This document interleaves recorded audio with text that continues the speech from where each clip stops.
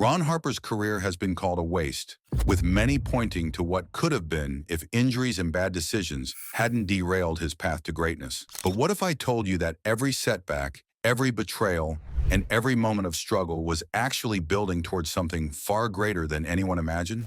Ron Harper entered the NBA as the 8th overall pick in 1986, selected by the Cleveland Cavaliers. He immediately showed he belonged, posting an incredible rookie season with 22.9 points, 4.8 rebounds, 4.8 assists, and 2.5 steals per game. He finished second in Rookie of the Year voting, establishing himself as a cornerstone of Cleveland's future. The Cavaliers were building something special, with young talents like Mark Price, Brad Daugherty, and Larry Nance forming a core that looked destined for greatness. By 1988, Cleveland had transformed into a legitimate contender. They tied for the second-best record in the league, and Magic Johnson himself called them the team of the 90s. Harper was averaging 18.6 points, 5.0 rebounds, and 5.3 assists per game, proving he could be a star on a winning team. The young Cavaliers had everything needed for championship success, with Harper serving as their dynamic two-way threat who could score, defend, and facilitate for his teammates. But there was one problem standing in their way. Michael Jordan and the Chicago Bulls kept eliminating them in the playoffs, creating a frustrating pattern that would define Cleveland's championship aspirations. In the 1989 Eastern Conference first round, Harper went toe-to-toe with Jordan, averaging 19.6 points per game, and making the greatest player of all time work for every basket. Jordan would later admit that Harper was one of the players who gave him the most problems in the Eastern Conference. The series ended with Jordan's famous shot over Craig Elo, but Harper had proven he belonged on basketball's biggest stage. Cleveland's championship window was wide open, and Harper was a crucial piece of their puzzle. The matchup between Harper and Jordan was intensely competitive, showcasing Harper's exceptional talent while setting the stage for future conflicts. Then everything changed. Just 7 games into the 1989-90 season, the Cavaliers shocked the basketball world by trading their star guard to the Los Angeles Clippers. The trade wasn't about basketball, it was about fear and paranoia. The NBA's head of security had reported that Harper was seen socializing with individuals suspected of being drug traffickers who were under surveillance by the DEA. Harper's friends were being investigated, and the DEA wanted to interview Harper to extract information about one of them. The team's front office asked Harper to distance himself from his friends, but Harper refused, saying he was old enough to judge his own friendships and that he wasn't going to sit at home and watch television. He even volunteered to take a drug test, but the team declined this offer.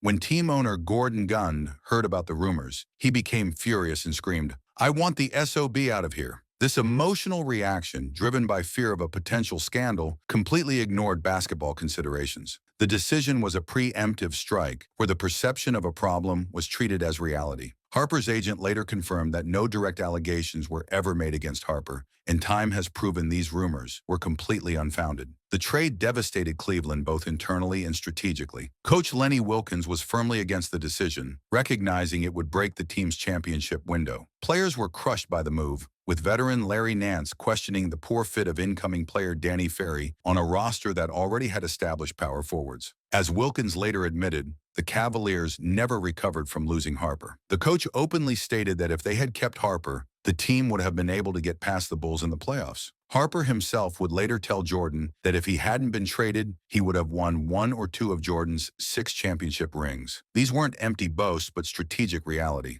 Harper was a versatile two-way player who could defend Jordan while providing reliable offense on the other end. His presence would have created a more balanced matchup, potentially tilting the scales in Cleveland's favor during their playoff battles. Harper found himself exiled to the Los Angeles Clippers, widely considered one of the most irrelevant organizations in the league during the early 1990s. Despite playing for a team that struggled to win consistently, Harper continued performing at an all-star level. Over his time with the Clippers, he averaged 19.3 points, 5.5 rebounds, and 4.8 assists per game, proving he was still in his prime despite his team's futility. The statistical data clearly showed a player who remained productive despite the context of his team's mediocre performance. But just 2 months after arriving in Los Angeles, disaster struck. In January 1990, Harper suffered a torn ACL and torn cartilage in his right knee during a non-contact play. The injury happened without contact as his knee buckled while he caught a pass. This wasn't just any injury. It was initially considered career-threatening and forced him to miss the rest of the season. The injury completely changed Harper's game.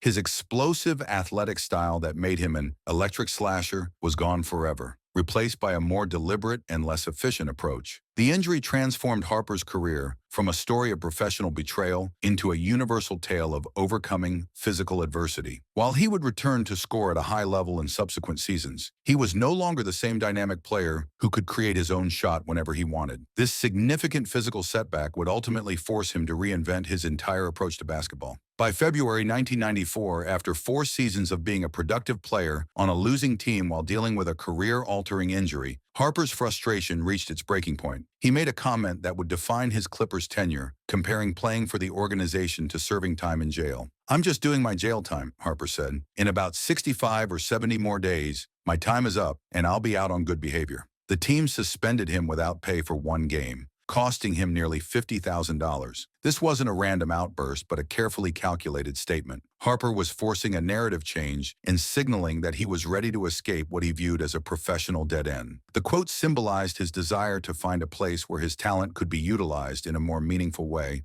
setting the stage for his next career chapter. Following his Clippers tenure, Harper signed a 5-year, $25 million contract with the Chicago Bulls. The Bulls were in transition after Michael Jordan's retirement and the departure of Horace Grant. They brought Harper in to be a central offensive piece, essentially a Jordan replacement, but his first season was a complete disaster. He struggled offensively, posting a career-low 6.9 points per game while playing just under 20 minutes per night. The media and fans quickly labeled him a free agent bust, and he was even booed by the home crowd for his struggles. Harper's offensive decline wasn't due to lack of effort, but was a direct result of his knee injury. He was no longer the explosive player who could be a primary scorer. The Bulls' attempt to force him into this role was a strategic error, trying to make him someone he could no longer be physically. The failure highlighted a crucial lesson in team building about forcing players into roles that don't align with their current physical reality. Everything changed in March 1995 when Michael Jordan returned to the Bulls. Harper had been signed to be a primary scorer,